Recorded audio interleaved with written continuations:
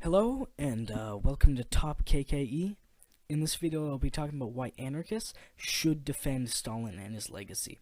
You'll find that many anarchist critics are harsh towards the USSR, Stalin, and his actions. However, today I'll be pointing out the very significant anarchist aspects of not only Stalin's theory, but also his praxis.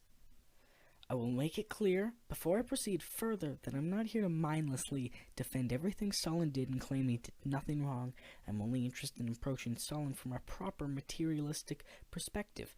It is, after all, this perspective that has led me to recognize Stalin as a pragmatic revolutionary, despite the mistakes he made, and convinced me to critically support his leadership.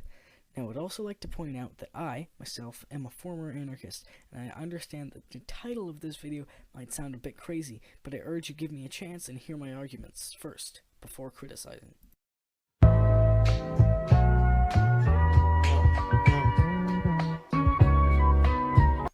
Okay, first off, I would like to begin by pointing out throughout his entire life, Stalin was a big admirer of anarchism, and especially anarchists. A very good quote, which summarizes his admiration of anarchism, is the following.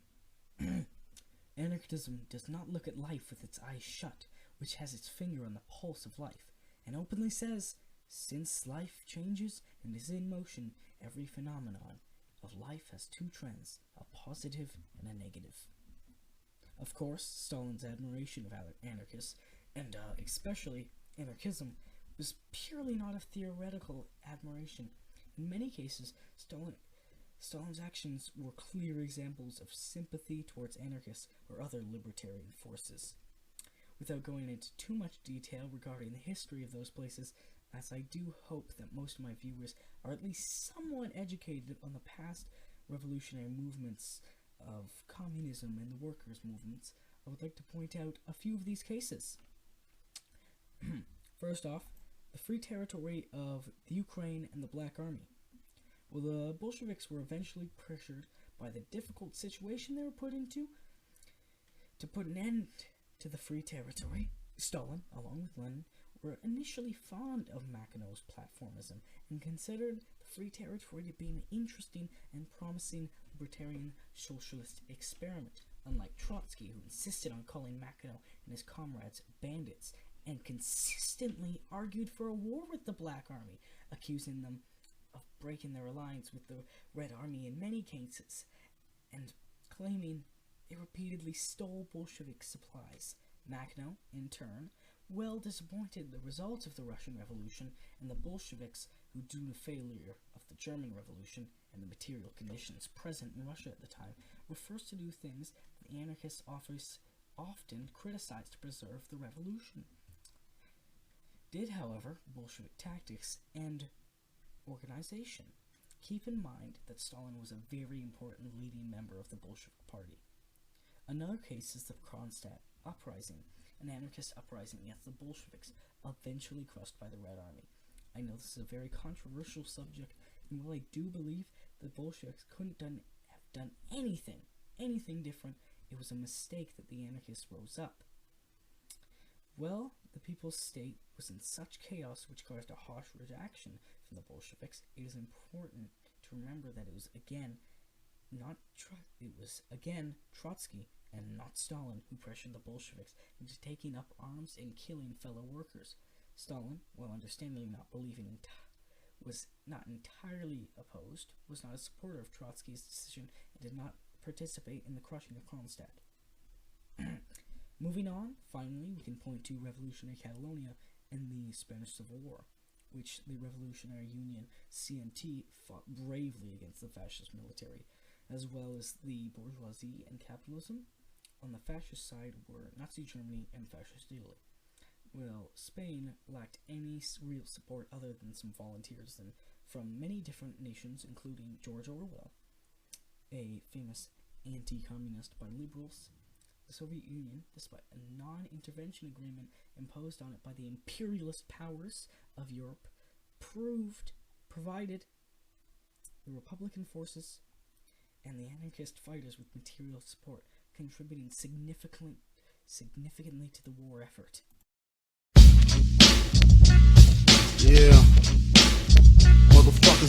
go. Marxism, Leninism, and anarchism.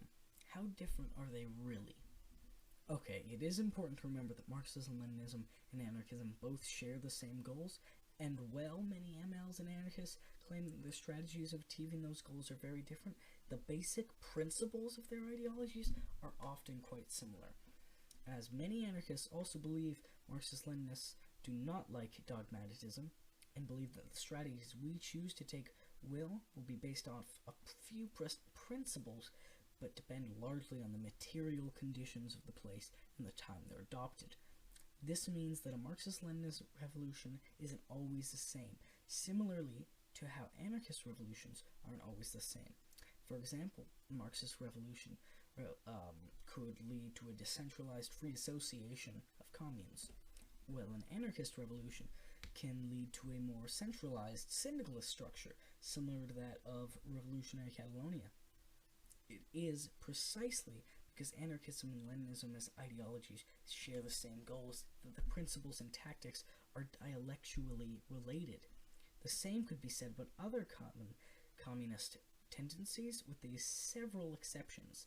For example, Trotskyism, while allegedly sharing the same goals as Leninism, it does not actually take the anarchist or Leninist non-dogmatic approach and prefers dogmatism. And failing to understand the necessity of adopting to the real material conditions of the world, rather than using the proper Marxist method of analysis to analyze material conditions, they dogmatically listen to the words of a racist anti-peasant Trotsky and repeat everything they hear. Okay.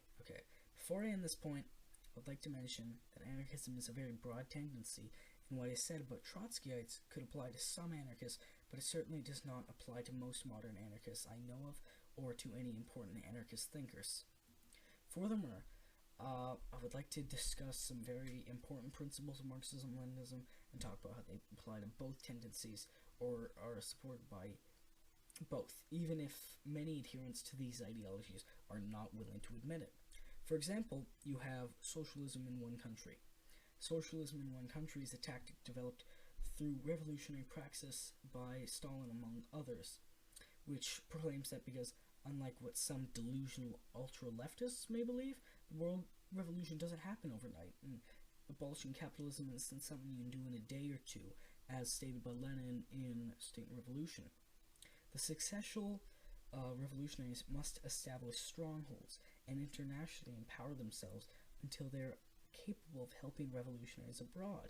This tactic, deemed necessary by almost every revolutionary movement that has ever existed, is followed by movements that are anarchistic, libertarian, or have many anarchist supporters. Some of these movements are Rojava, the Zapatistas, and even smaller communes or cooperative workplaces that operate as islands of socialism in a sea of capitalism. Another principle you have, which is an important aspect of both Leninism and anarchism, is anti-fascism. Stalin himself was not only personally an anti-fascist, but importantly was a diplomatically anti-fascist. Despite the hard conditions the USSR was in, he was able, through constant anti-fascist diplomacy and even military means, to crush fascism once and for all, both in Europe and Asia.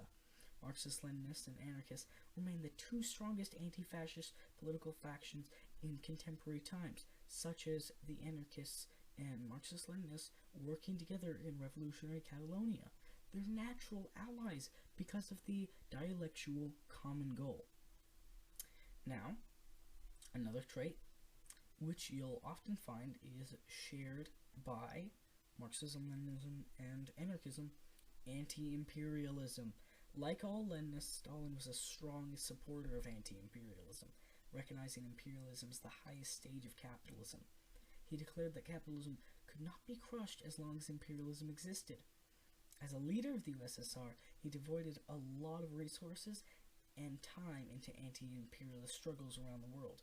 Marxist-Leninists remain the most consistent anti-imperialists to date, while anarchists are also anti-imperialist in principle, and have sometimes contributed to anti-imperialist action in the First World. We also have examples of worker liberation. With all the liberal propaganda and chaotic history of the Russian Civil War, it is easy to forget that Marxist-Leninists are communists too. Stalin, as do all Leninists, advocated for worker control in a society in which all workers can be free and not exploited. Regardless of your personal opinion on Stalin's achievements, regardless of whether you think they are good enough, ignoring the material conditions of the time, it is undeniable that Stalin led an improvement of millions of workers in the USSR and abroad, and developed socialism as much as it was materially possible during his leadership. That's right, it wasn't possible using dialectual materialism. Now, my final example, which you'll find a lot of people are ignoring. Legalism and disrespect for authority. Both Marxism, Leninism, and anarchism use this as part of their analysis. Stalin was exiled to Siberia and arrested multiple times. He was a dedicated revolutionary for most of his life, and even engaged in armed bank robbery in order to fund the Revolutionary Party. These actions, along with his personality and theory, showed that he disrespected the bourgeois authority and wasn't a legalist, values often upheld by many anarchists today. Common arguments against Marxism-Leninism by anarchists. Number 1. The vanguard. Many anarchists like to claim a vanguard party is bad, but it is a fact there has been no revolution of any kind that has been led without a vanguard. A vanguard will exist as long as capitalism exists. It is impossible not to have one, even if you're attempting not to. An organic vanguard will form. Even the anarchist ones had vanguards. The CNT was a vanguard of revolutionary Catalonia. Mackina's Black Army, vanguard. Now, what about ML states were too authoritarian or weren't democratic? I don't think there is a distinction between libertarianism and authoritarianism is useful in terms of revolution, because as Engels said in On Authority, a revolution is the most authoritarian tactic there is. Authoritarianism doesn't matter as long as it aids the working class and class struggle, and, despite what some whiny anarchists online must say, historical anarchist movements have understood this. For example, similar authoritarian decisions were made by anarchists in revolutionary Catalonia, including the killings of members of the church, or in the Free Territory, including the first recruitment of peasants into the Black Army. Those who complain about authoritarianism are always the ones who've never experienced revolutionary praxis. Those that have, anarchist or not, will tell you otherwise, and that is why it's important that we listen to them to expand our knowledge of revolutionary theory. Now, finally, anarchist worst argument, the gulags. The gulags are the new ultra-leftist meme on the internet. There are so many of those who will call you homophobic for doing as much as not denouncing Stalin because of them. The demonization of gulags is a very real thing, and as hard as it is to find coherent and trustworthy information on them, but what we know is that they were an anti-counter-revolutionary measure, similar to the ones taken in revolutionary Catalonia. They had labor camps in there. I myself am a prison abolitionist, but in the USSR, the material conditions called for this. They had to distance those that were dangerous to others and the revolution from the rest of society in order to do so they had to in order for socialism to continue to exist. They gave back to the people, and that's a hell of a lot better than killing the criminals. Of course, I understand there were some innocent, or who were imprisoned for perhaps unnecessary laws, but you can't blame Stalin for a few innocent prisoners in a country more than 20 million people, simply because he introduced a progressive prison system, one more progressive than the modern USA.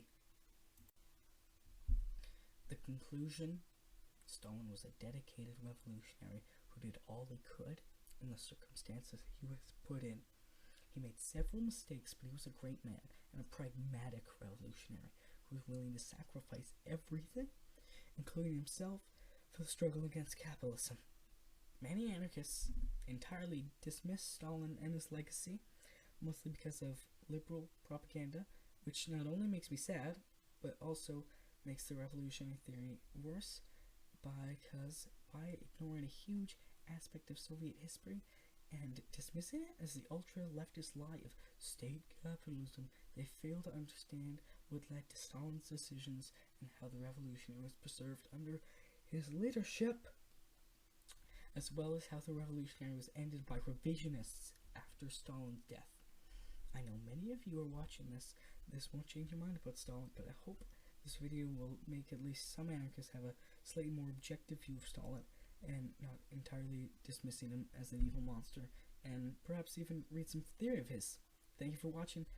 Solidarity.